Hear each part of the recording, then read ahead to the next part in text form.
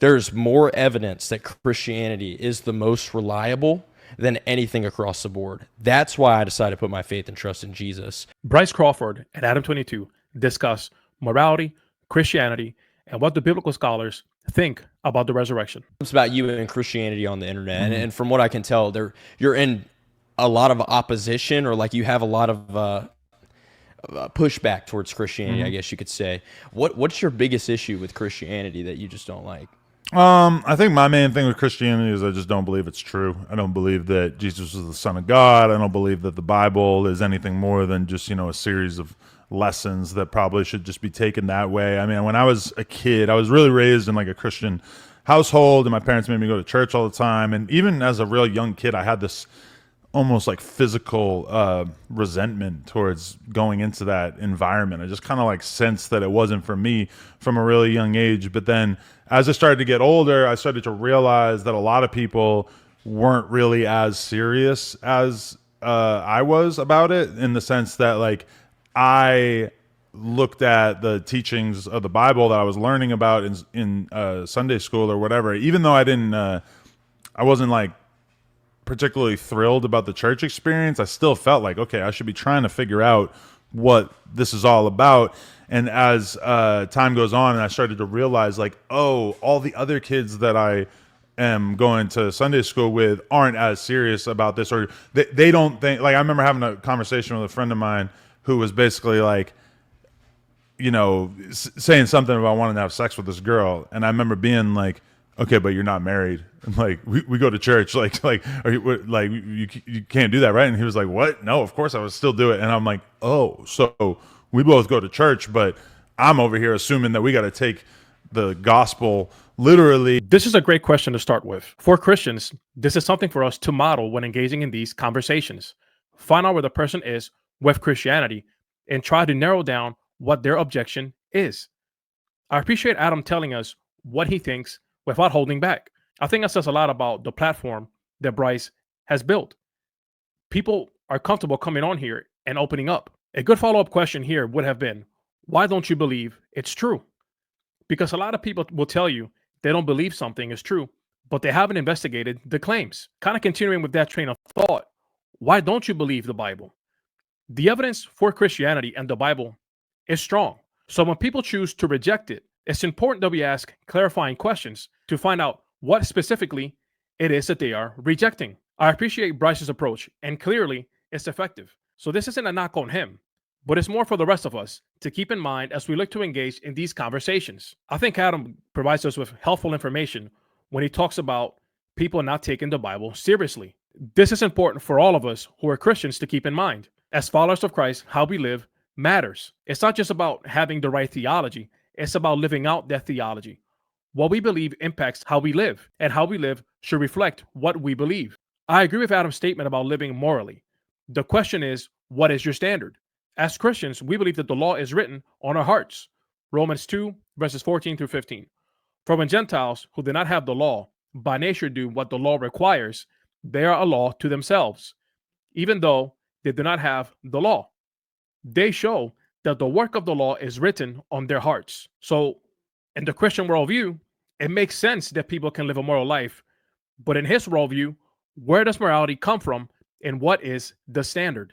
From, a lot of different stuff aside from just the Bible, which I grew up with. Do you think any religion could be true? Do you think that there could be one that is true? Or are you just totally against any of them being true?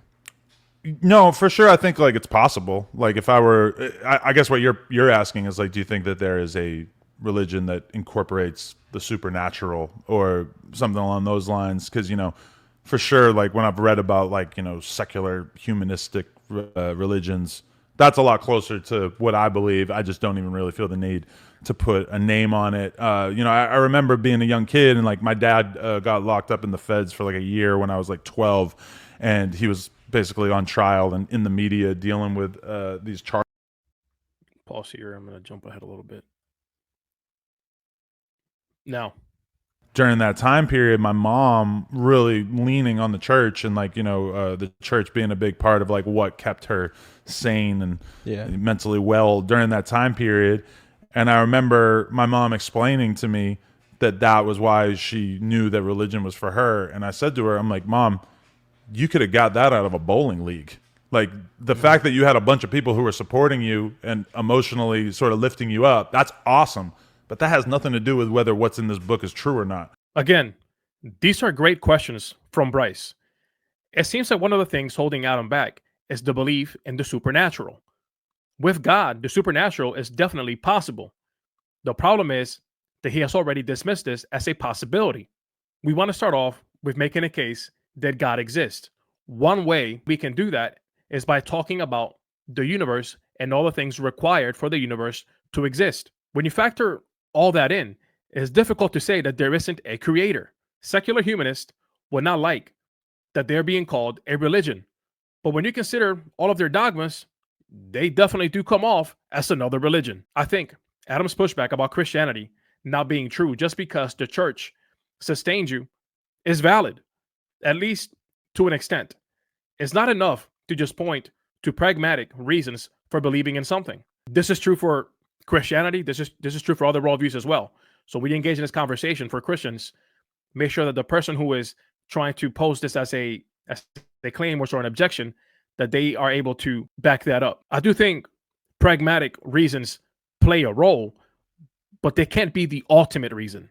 I think that when you factor in the church's track record when it comes to helping people for centuries, it does bolster its credibility. The reason Christians believe what's in the Bible is true is because as time goes on, we continue to find more and more evidence supporting it. We continue to find more and more evidence that supports the claims that we see in Scripture. Historically, archaeologically, it seems to be a pattern here. What we don't find is evidence that is contradicting the Bible. We don't find evidence that's saying the Bible is wrong about this or wrong about that. There have been attempts to show that that's the case, but as time goes on and more evidence is uncovered, it turns out the Bible had it correct the whole time. I see what you're saying. Dang, would you want God to be real if he was real? Probably not the God in the Bible. I feel like the God in the Bible seems like he's kind of not the person that I would expect to be the greatest supernatural ruler of the universe.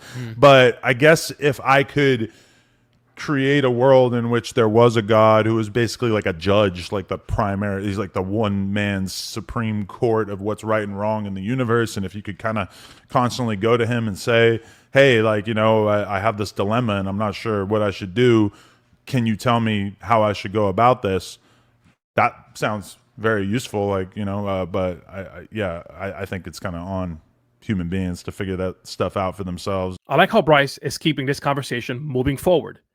The first couple of questions had to do more with intellectual objections. This one seems to be more focused on the heart. I wonder if Adam rejects the God in the Quran too. He's really focused on Christianity, which makes sense since he is talking with a Christian. But I would be curious to hear what he thinks about Allah and Islam. Where does this expectation of what God should be like come from? According to his worldview, he would just have to say personal preference. It's funny to hear Adam talk about him creating a world where there is a God. If you're the one creating the world, then you would be God, which ties into my previous point. When we observe the world around us, it sure does seem to have been created and not just random chance. So just to kind of take the conversation full circle, one of his biggest objections seems to be the supernatural. Yet he talks about creating a world where there would be this kind of a God.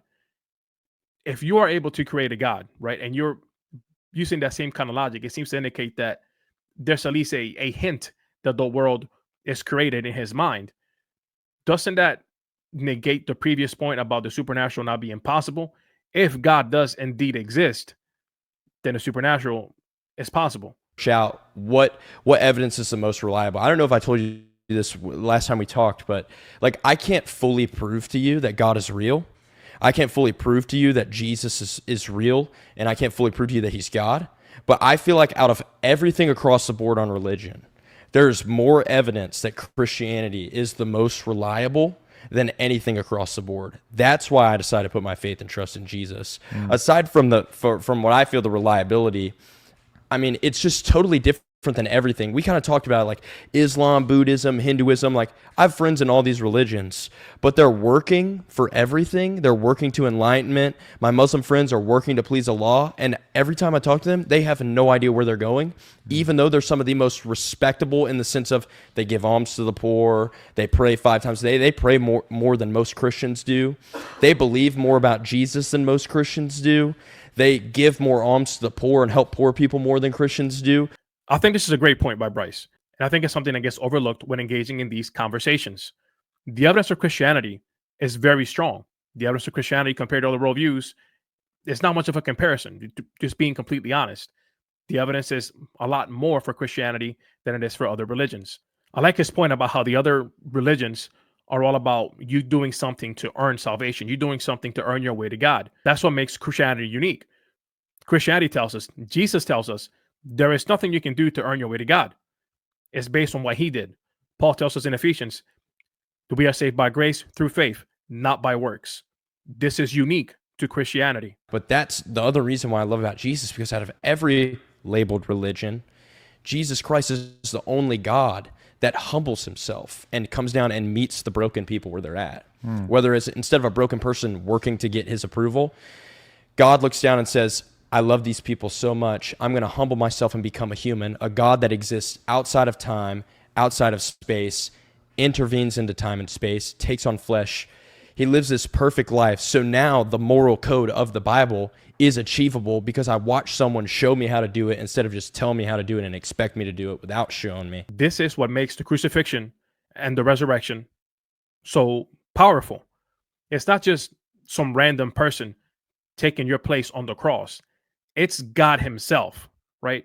The creator of the universe came down, right? Lived this life here on earth with people and then gave his life for us.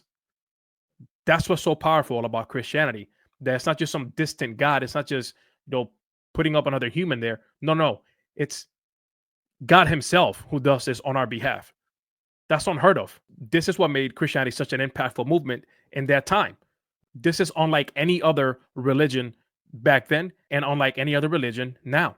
God himself takes the place of sinful humanity. From my perspective, it's like when I think about how a logical God would behave, the last thing that an all-powerful being would need would basically be like for the subjugate, the people who, in his kingdom to express their love for him. Like, why is that even a consideration? Like, to me, that's and I go back to this like logical God thing a lot, which is like, if there was a God, what would be the most logical way for him to act? Because if he really is perfect, then we should basically be able to sort of deduce what God would want. And somebody said that to me very early on, which is basically like, well, atheism is great because realistically, if you get to the gates of heaven and if a logical God is sitting there and he asks you, why didn't you spend your life worshiping me? All you could have to say is, well, I tried. I tried to convince myself and I wasn't able to believe. And now I'm at the gates of heaven, so I guess I do believe. But realistically, like, I don't think that you made it clear enough to me throughout my life, because I think that, a lot of people apparently have been swayed, but I wasn't. So I think the problem here is that Adam is approaching this from the sense that God needs our love. It's not that God needs our love. It's that we as humans, as creation, need to love him in order to be fulfilled, in order to be complete. Going back to the thought of the crucifixion and the resurrection, God shows his love for us, right? John 3:16, for God so loved the world. The claim that God didn't make it clear enough is not what we see in scripture, right? And it's not what we see in creation. It's not what we see in the world around us. The passage in Romans 1, we can see God through the creation of the world. We can see the invisible God through the created things that we can observe. So there's evidence for God. And this is something that C.S. Lewis mentions as well. God is in enough light that you can see him if you want to, but he's in a sense in the shadows, so that if you don't want to see him, you won't. God isn't looking to compel us. He is, in a sense, looking to persuade us. And I was watching some religious debates prior to this, and I actually found out, which I didn't know, that most, or at least a very large percentage of biblical scholars don't actually believe that the resurrection literally happened. You don't think so? Well, apparently, like most biblical scholars don't, which is, I mean, it is hard to believe. It is like, that really is like the one magic trick that if that's true, then okay, this whole religion kind of hinges on that, right? Like I don't think that there's much to debate or discuss if you don't believe in that. But I found out while getting ready for this and watching some debates that actually that's like heavily contested by Christians. I would like to know what biblical scholars these are, right? Where is he getting this information from? Granted, in New Testament studies, you have believers and non-believers, right? It's not like, the New Testament scholarship, biblical scholarship is dominated by just Christians, right? You have people from different, worldviews, different perspectives studying these texts. But I would like to know which ones they are, because there are a ton who believe in the resurrection, right?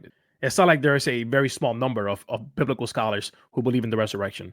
So I would like to see where he's getting this from and how recent is this study, right? Like how recent is this information and who conducted the study? I think those are all important questions to ask and to have answers to. I like his observation that if the resurrection actually happened, then that's the linchpin, right? I think that's good. That's what we see in 1 Corinthians 15. Paul tells us that if the resurrection didn't happen, then we of all people should be most pitied, right? What we believe is in vain if the resurrection didn't truly happen. But when we look at that same passage, verses 3-5 are an early creed, which is dated to within months to maybe a couple of years after the resurrection. That's powerful evidence to support and indicate that something clearly happened. And I mean, the upside down cross on your face. Peter was like, crucify me upside down because I'm not worthy to be crucified standing up. He was willing to die for the fact that Jesus raised from the dead. That blows my mind.